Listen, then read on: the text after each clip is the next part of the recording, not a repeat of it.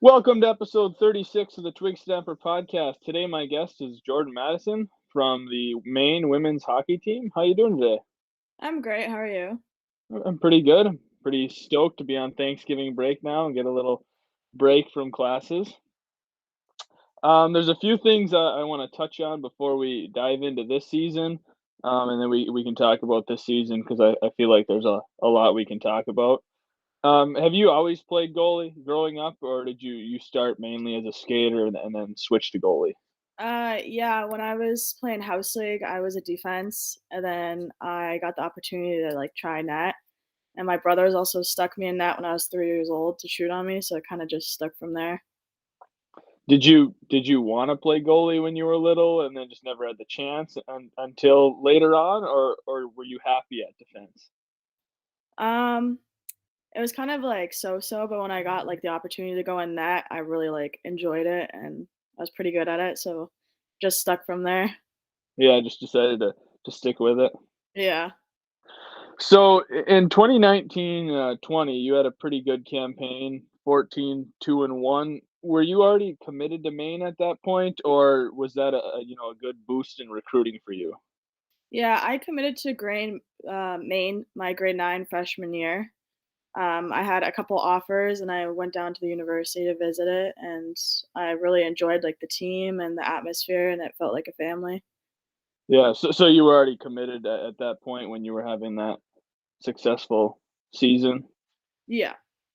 Right, so that just kinda, gave a good boost and obviously some confidence for you before you hit college. Yeah. Mhm. So why did you choose Maine, over all the other hockey schools? What really stuck out for you, at Maine? I really liked the campus. It was a smaller campus compared to the other phone calls that I had with other universities. The arena is pretty sick. It's an older arena and has a pretty good fan base for both the men's and women's program.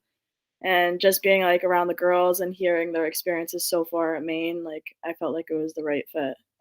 Yeah. Yeah, I was gonna mention the barn later on, but now that you brought it up, you guys get pretty good fans packed in there? Does it get pretty electric for the games? Yeah, we get a pretty good fan base compared to other universities, and we have a couple other student athletes that come to the games to cheer us on too. Yeah, that definitely helps, when you've got a good fan base behind you. Yeah. So this year, it seems like it's been an up and down year for you guys. There's been a lot of really bright spots, and then some others that aren't so bright. Like in game two this year, you guys had an overtime loss to number eight Quinnipiac. So I guess let's start by talking about that. Obviously, any loss to a team like that is tough, but when you lose in overtime and you're that close, it's that much harder to swallow. So what was going through your mind and then the team's mind when you guys got to overtime and then you ended up losing that game?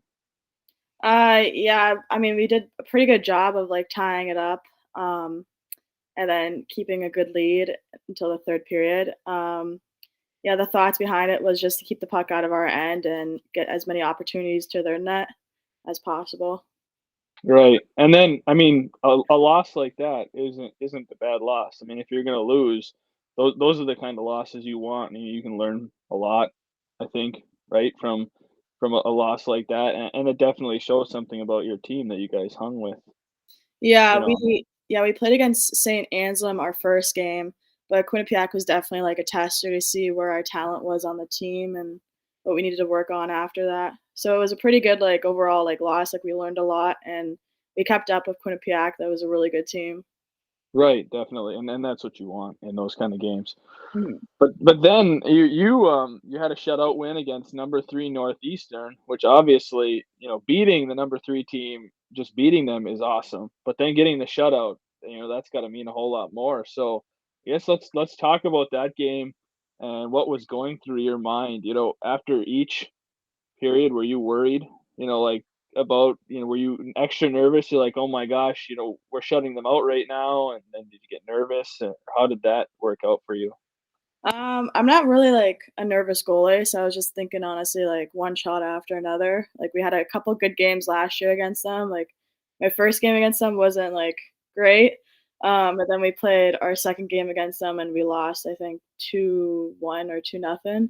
So that was definitely, like, a very good, like, icebreaker, especially coming after, not so great of a game the day before. Um, but yeah, like, playing them, like, I knew who to look out for on the ice and who their top line was, and I think, like, the team did a really great job of executing, like, their top lines and keeping the shots pretty good. Right. And I mean, as a goalie, you can only do so much, and your team's got to step up too. And obviously yours did because you ended up winning that one to nothing. That had to have been a stressful game for the fans to watch. Exciting, but those games are stressful when you've got that one goal lead going down to the end. As a fan, it's nerve wracking, but then the feeling in the end definitely worth it. Yeah, there was some, nerve-wracking, like, moments, like, they had a couple odd man rushes and breakaways, but I think, like, the team did a really great job of shutting down their lines and getting pucks to their net and breaking out of our zone. So you said you're not really a nervous goalie, but when you get an on man rush or a breakaway on you, does your heart pound a little extra, or are you pretty calm? I think it's a little bit of both. Like, I know if I get too excited, obviously I'm not gonna read the play the way that I'm supposed to. So like staying calm and just taking it one step at a time definitely helps. Right, right. And then after that Eastern shutout, you had another shutout against UConn. So back to back shutouts for you. What was that like? I mean, just for your own confidence, kind of to really reinforce that you had back to back shutouts against two pretty good teams. Yeah, it definitely was a confidence booster because I don't think I've ever had two shutouts in a row. And just having like my team in front of me and like helping out again and like getting that win, it definitely like put a spark in the dressing room. Knowing that we could beat a Right. number 3 team and then go again and beat UConn, that's a really good team as well. Right, right, back-to-back shutouts, nobody's gonna complain about that. Yeah. At any point in that game, were you getting, like, "Man, I really want this shutout, I want 2 in a row," or were you just thinking about getting out of there with a win? Yeah, I think it was just getting out of there with a win, to be And then honest. and then you get the bonus of the shutout. Yeah, exactly. Especially because like, it was 0 for, like, the longest time in the 3rd period, and then we finally scored that goal, and it was just shutting out them out. What are those games like as a goalie? Games that are 0-0 for the longest time. 'Cause there's nothing more you can do as a goalie. You're holding it to 0. You're just hoping your team can get the puck in the net. What are those like for you when you're in net? What's going through your mind in those types of situations? Um, just getting the puck to their net and scoring, like, I know a couple times we had a pretty close, like, calls here and there, and I'm, like, jumping up and down on the other end almost. It's, like, so close, and then it doesn't go in, and I'm like, "Oh, we're so close, like, it's gonna come." Right, right. But you've got faith in your team, obviously, and they can get the job done, which is also good that you believe in your team. It's not awesome if you don't have the confidence in your skaters. Mhm. So you guys right now are 6-6 in conference play. Do you think your team is meeting expectations? Do you think you're exceeding expectations, or neither? Do you think there's a little more you guys could be doing better? Where do you think you're at? I think there's always, like, room for improvements, like, I know sometimes, like, we are a little bit up and down here and there, but for the games that we're up, like, we shut down, like, our D zone really good, and then we get pucks to the net, like, everybody on the team can score, which is really nice, like, you don't have to, like, worry about anybody that's not gonna get the puck to the net and not score. But I think, for now, it's just keeping a consistent pace, and once we get that jump start and go from there. Yeah, and you guys have a really tough conference too. I mean, you guys play in one of the hardest conferences in women's college hockey. So to be 6-6 in conference, that's not like a knock. Definitely, it's a thing to be happy about that you are 500 in your conference because the competition is so hard. Yeah, yeah, exactly. So what's your kind of you guys just lost two to Providence. What's the thoughts around the team right now? Just more of like we've just got to bounce back, or what's kind of the feeling around the team currently? Yeah, I think, like, the first game, we got a little nervous going into Providence, and then the second day game, like, I mean, we only scored 1 goal, but I think we played a little more loose. So it's definitely, like, getting that confidence back and bouncing back for when we hit the road again this weekend. Right, and who do you guys play this upcoming weekend? We play Clarkson. Okay, yeah, that should be a good game too. They've had a very good program the past couple of years. Yeah. Are they also in your conference? No. No. No? Okay, that's a non-conference game? Yeah. Okay, but definitely a big one that can have a lot of impact on the season. Yeah. Do you have any personal goals, for yourself, moving forward in this season?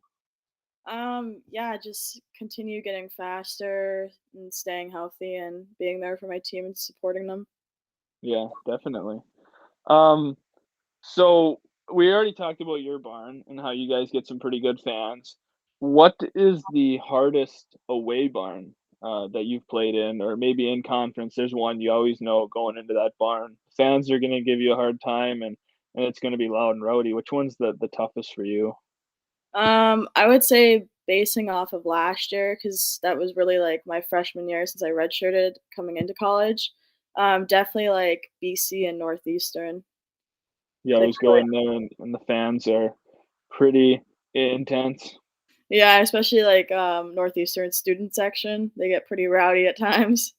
Is it, hard at times to not let them get in your head, or do you have a pretty easy time of just blocking them out? Yeah, I have a pretty good easy time of blocking them out. Like you can hear them like say stuff here and there, and you kind of just gotta chuckle. It's kind of like to get the nerves out. Like okay, like I know I'm doing my job, and they're just trying to get in my head. Right, right, and that's all you really can do. You can't let them get to you because, once you let them inside, it's hard to get them out. Yeah. Once and you can tell too, fans can tell when they get inside of a player's head, the performance goes down, and they start keeping it up. Mhm. Um, so you've got a pretty cool goalie mask. I was looking at it, and there's a lot of neat little designs on it. Did you design it? Did you get a say in it, or was it just given to you? Here's your mask. You're gonna wear it. Yeah, I got to design it, so that was pretty fun. So it took like a minute to design really because of the so many details, and I wanted it to look as cool as possible and have a little bit of an intimidation side. Um, but yeah, like I have on one side like the outline of Maine, and then I have claw marks like on the top of the mask of two eyes coming through it. And then yeah, then, like, on the back is just, like, the Canadian and, like, American flag, so, I mean, having, like, my home flag and then obviously now being in the States. Right. You said you wanted to have some intimidation. The eyes on the top of the claws it stares down the skaters when they come in for a breakaway, and you get down. Those eyes can scare down the skaters. Yeah, I hope so, I hope it gives them that little feeling. Right, right. They didn't notice it, and then they'll get distracted and scared by your mask, and that Yeah. can play into it.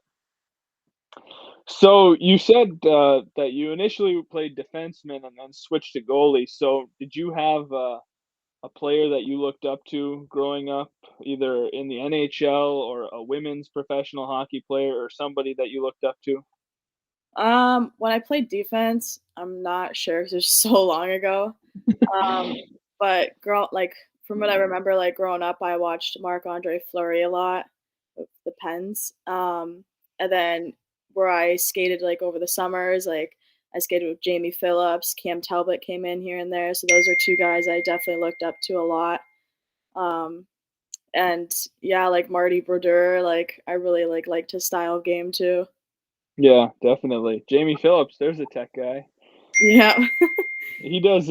He's got a lot of really. His on his Instagram. He's always posting all of his goalie training videos, and he seems like he does a really good job with training goalies, and he's got he's obviously older older goalies can still have a good impact, but I think that kind of younger he's on the same level as you know people he can connect to younger goalies. I guess what I'm trying to say a little bit easier. He seems like with the whole social media angle definitely a really good thing he's got going there. Yeah, yeah, he does a really good job. Like I used him a couple times this year when we didn't have a goalie coach yet, just to go over some basic stuff. And he really helped out a lot, along with my other trainer from back home, Dirk Bujan. They work side by side a lot. Yeah, definitely. So just to wrap it up here, when you're not playing hockey, what are your main hobbies? What do you like to do for fun? Well, I compete in the rawhide and ram rodeo circuit and barrel racing. So I do Oh, a lot of no. rodeos on the weekend. Then there's like a couple other like club shows like the NBA chain OBRA. So you grew up around horses? Yeah, I grew up on a big farm when I was little, and then we eventually had like a little zoo going for the longest time. Okay. So big So country kid. yeah, definitely. So you do a lot of rodeos. Do you not do that as much now that you're playing college hockey? Did it kind of take away from the rodeo? In season I don't just 'cause like it's a long way from home and bringing a horse that far. But over the summer, like it's pretty easy to like navigate around training and then stuff on the weekend. Yeah, definitely. Well, that's good that you can still, do what you love, two things that you love, hockey and horses. I know a lot of people when they start playing college hockey and then they get into pro hockey and everything that it really takes away from their passion. People maybe they're big into fishing and they just said, "Yeah, since I've played hockey, I really haven't fished much anymore, not like I used to." Or whatever the hobby is. Sometimes it seems like the sport kind of takes away from the hobby. So it's Mhm. good that you can do both in the off season. Yeah, it's definitely like a privilege and having my dad by my side too, helping me out. Right, and it's probably nice to once in a while get a break from hockey and, clear your mind doing something else you love. Yeah, yeah, exactly. It's very good to like balance out between hockey and other hobbies too, keeping a healthy mindset. Right, right, because that's in recent years, it's really been stressed with athletes that your mind, you've gotta train your mind and you gotta keep your mind healthy just as much as your body. So, however you can do that, whether it's going to the rodeo or going fishing or whatever it is that clears your mind, it's definitely something I think more athletes need to be aware of. Mhm. All right, well, thank you for coming on this episode of the podcast. It's great to talk to you. Yeah, thank you. I appreciate Of it. course, good luck with the rest of your season. Thank you.